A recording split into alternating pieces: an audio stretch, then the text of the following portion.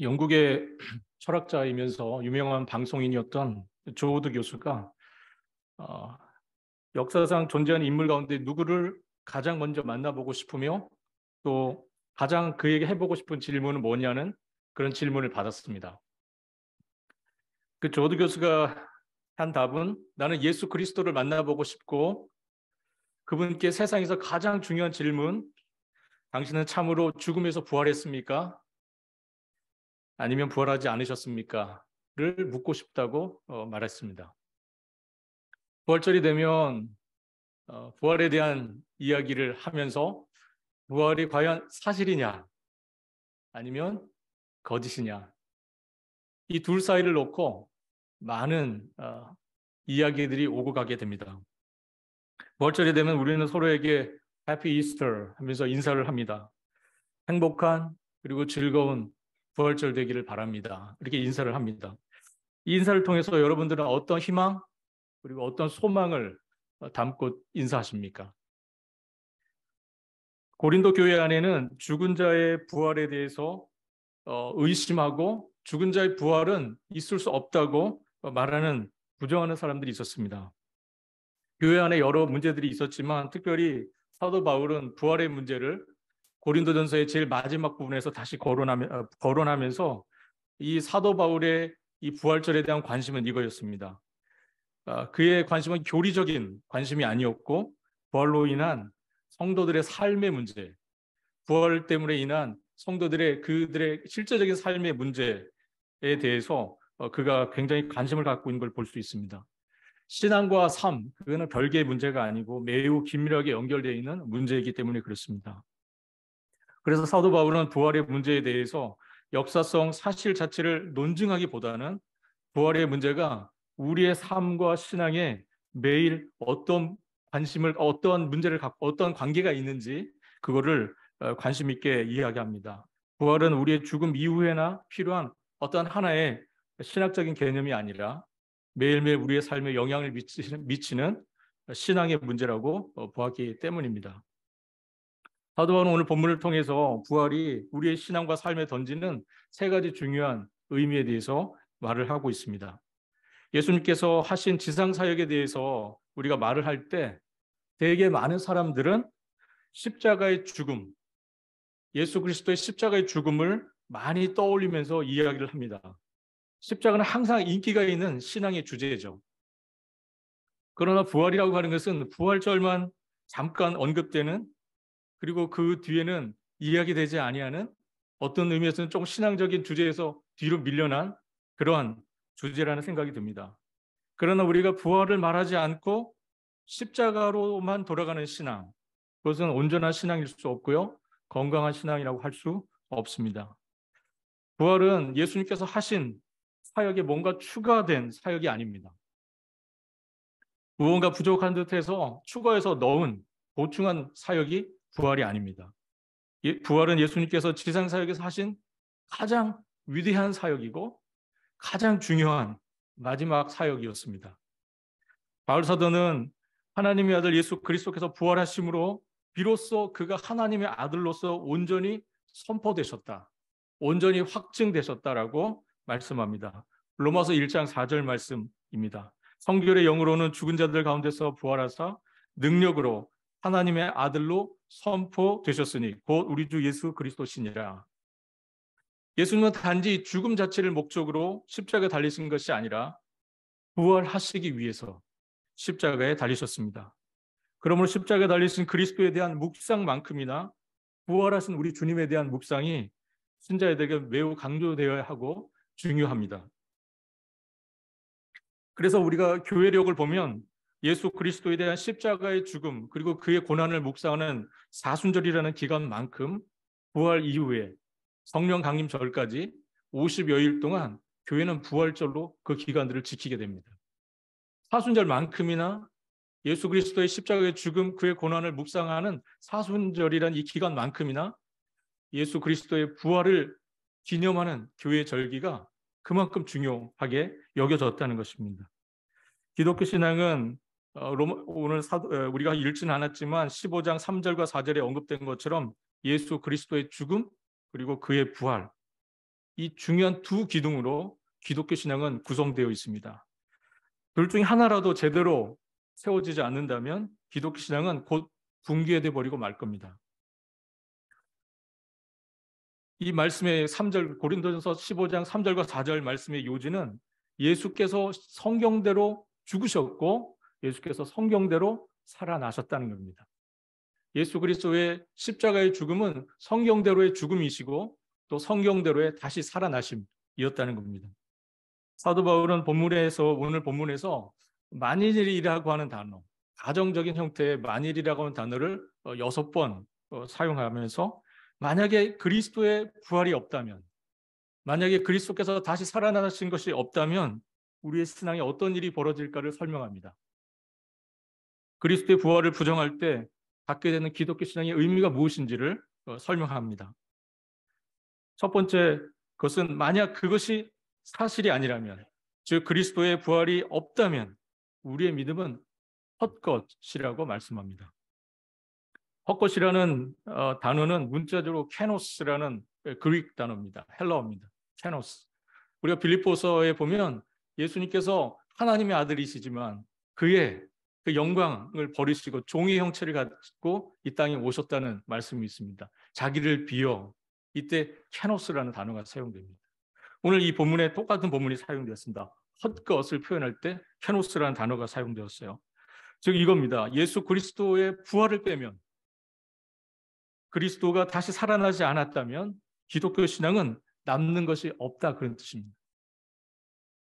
만약에 그리스도께서 다시 살아나신 일이 없다면 기독교 신앙은 아무것도 남는 게 없다는 뜻입니다. 만약 우리에게 부활하신 그리스도가 아닌 죽은 그리스도만 있다면 구원의 모든 소망과 영생을 보증하는 유일한 근거가 사라져버린 것이 됩니다. 한마디로 헛것, 아무것도 하나도 남지 않는 상황이 되고 마는 것이죠. 두 번째는 이것입니다. 만약 그것이 사실이라면, 즉 그리스도의 부활이 없다면 우리는 아직도 죄 가운데 있다고 말씀합니다. 만약 예수께서 여전히 죽은 자 가운데 계신다면 그분의 희생은 죄에 대한 하나님의 진노를 진정시킬 수 없습니다. 만약 그렇다면 죽은 예수를, 죽은 그리스도를 믿어야 할 이유가 우리에겐 하나도 존재하지 않습니다. 히브리서는 예수께서 자기를 힘입어 하나님께 나아가는 자들을 온전히 구원하실 수 있다 하는 말씀을 합니다. 만약 그리스도께서 여전히 죽은 자 가운데 계셨다면 신자들은 하나님 앞에서 자신을 대변해 줄 대언자가 없는 셈이 되는 것이고, 만약에 그리스도께서 여전히 죽은 자 가운데 계심으로 우리 죄가 여전히 우리 가운데 있다면 보혜사 성령께서도 우리와 함께 하시지 않는 그런 상황이 되는 것입니다. 로마서 4장 25절은 예수는 우리의 범죄한 것 때문에 내줌이 되고 또한 우리를 의롭다 하시기 위하여 살아나셨다고 말씀합니다. 즉 예수께서 우리의 죄를 위해 십자가에 못 박히시고 죽은 자 가운데서 살아나신 것은 하나님 앞에서 우리를 의롭다 하시기 위함이라는 겁니다. 그런데 만약 예수께서 죽으셨고 다시 살아나지 않으셨다면 그분의 죽으심은 우리를 의롭게 하시는, 우리의 의로움을 이루는 데 아무런 도움이 되지 않습니다. 결국 그리스도의 부활이 없다면 하나님의 의를 이루게 한없이 부족한 그의 죽음이 되는 것이고, 십자가는 결국 죽음의 그림자만 짙게 드리워진 황량하고 쓸쓸한 십자가가 되고 말았을 겁니다. 더 나아가서 여전히 우리가 죄 가운데 있다는 것은 아직도 죄의 삭시, 우리가 갚아야 될 죄의 삭시 우리에게 있다는 의미이고, 따라서 우리는 그의 죄의 삭 때문에 여전히 죽음 앞에 두려워하는 존재로 살아가야 할 수밖에 없다는 이야기가 된다는 것입니다. 여전히 죽음이 우리 가운데 왕노릇하는 상황, 여전히 죽음이 우리를 두렵게 하는 상황, 이것이 되고 만다는 것입니다. 그렇다면 죽음은 맨 마지막에 멸망받을 원수로 남아있을 뿐만 아니라 여전히 정복할 수 없는 두려움으로 우리 가운데 남게 될 것입니다. 마지막으로 오늘 예수 그리스도의 부활, 그의 다시 살아나심이 없다면 그것이 우리의 삶에, 우리의 신앙에 주는 마지막 의미는 우리가 가장 불쌍한 자가 되고 말 것이라는 겁니다. 19절 말씀입니다. 만일 그리스도 안에서 우리가 바라는 것이 다만 이 세상의 삶뿐이면 모든 사람 가운데 우리가 가장 더욱 불쌍한 자이리라. 바울 사도는 왜 우리에게 그대들은 가장 불쌍한 자가 된다고 말합니까? 아시는 것처럼 그리스도인의 삶은 희생하는 삶입니다. 신자의 삶은 하나님의 나라를 위해서, 그의 나라를 위해서 늘 시간과 재능과 보화를 포기하는 삶을 요청받습니다.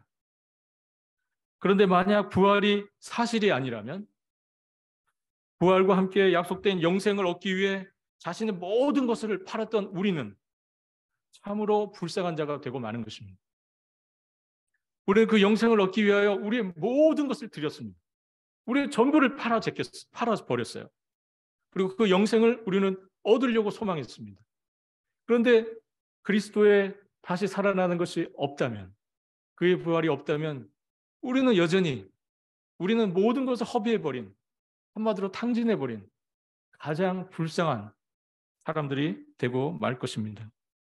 결국 아무 근거 없는 소망으로 우리는 죽게 될 것이고요. 아무 근거 없는 희망 가운데 우리는 죽고 말 것입니다. 결국 이렇게 끝날 거고, 결국은 이렇게 끝나버리고 말 건데 뭐하러 그렇게 살았나 싶은 거죠. 만약 그리스도의 부활이 없다면.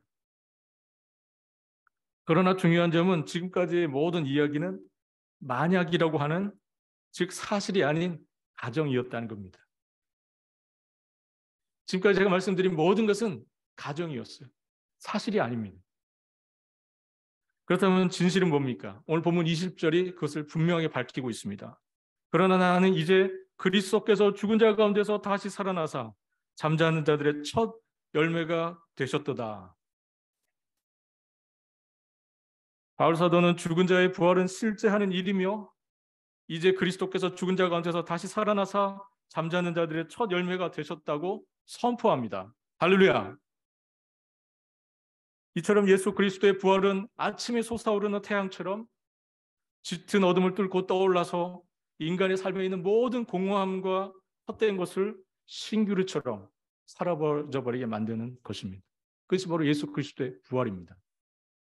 우리의 모든 의심, 우리가 답답해하는 모든 것들, 그 모든 것을 일소시키는 떠오르는 태양과 같은 부활의 역사가 오늘 이 아침에 있었다는 것입니다. 예수 그리스도의 부활은 목격자들의 신뢰할 만한 증거로부터 확립된 분명한 역사적 사실입니다. 바울 사도는 부활의 역사성을 증거하기 위해서 15장 초반에 수많은 증인들을 소환합니다. 게바, 12제자, 500여 형제, 야고보와 모든 사도, 그리고 자신까지 불러드립니다. 그래서 부활의 목격자로 세우고 증언케 합니다. 그러나 그 수많은 증언자들의 증언에도 불구하고 이 세상이 그 부활의 의미를 알게 되는 것, 이 세상 사람들이 부활의 진정한 그 의미를 깨닫게 되는 것은 그 증언 자체가 아니라 계시로부터 오는 것입니다.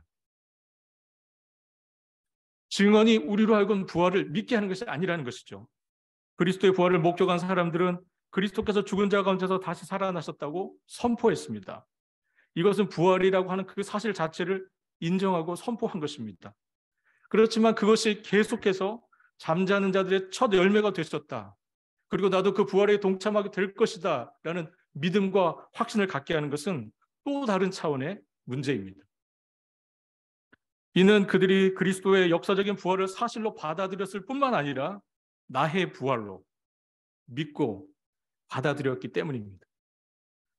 역사적인 사건으로서 예수 그리스도의 십자가의 죽음이 나를 위한 죽음, 그리고 나를 위한 희생이라고 믿고 확인하는 것은 성령 하나님의 놀라운 역사입니다. 마찬가지로 그리스도의 부활이 잠자는 자들의 첫 열매가 되시고 나의 부활의 소망이 되셨다고 고백하는 것 역시 놀라운 성령 하나님의 역사입니다.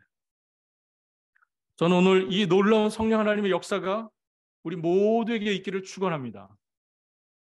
부활의 역사적 사실이 그냥 그 옛날의 역사적 사실로 끝나는 것이 아니라 오늘 여러분을 위한 부활, 여러분 개개인을 위한 소망이 되어지는 그런 부활의 역사로 함께 하시기를 바라겠습니다. 저는 오늘 여러분들이 이렇게 저에게 말해주기를 바랍니다. 요한복음 4장 42절의 말씀입니다. 이제 우리가 믿는 것은 내 말로 인함이 아니니 이는 우리가 친히 듣고 그가 참으로 세상의 구주인 줄 알미라.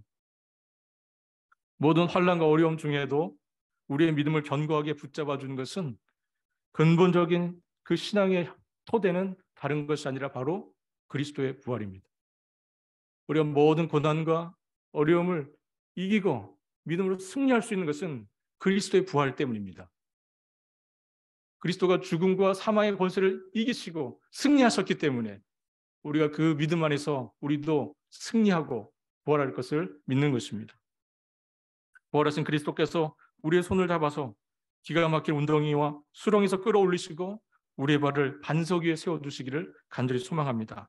성도 여러분, 부활의 신앙은 죽음 뒤에 오는 먼 미래에 부활의 때를 위한 것이 아니라 지금 오늘 이곳에서 여러분들을 위한 것입니다. 오늘 이 부활 신앙으로 승리하실 수 있기를 우리 주님의 이름으로 축원하겠습니다. 기도하겠습니다. 하나님 아버지, 오늘 저희에게 부활의 소망, 부활의 영광, 부활의 기쁨을 허락해 주신 것을 감사합니다. 오늘 저희가 이 부활의 기쁨으로 나아가오니 주께서 이 부활의 신앙으로 승리하는 주의 백성들 될 수 있도록 주님 인도하여 주옵소서.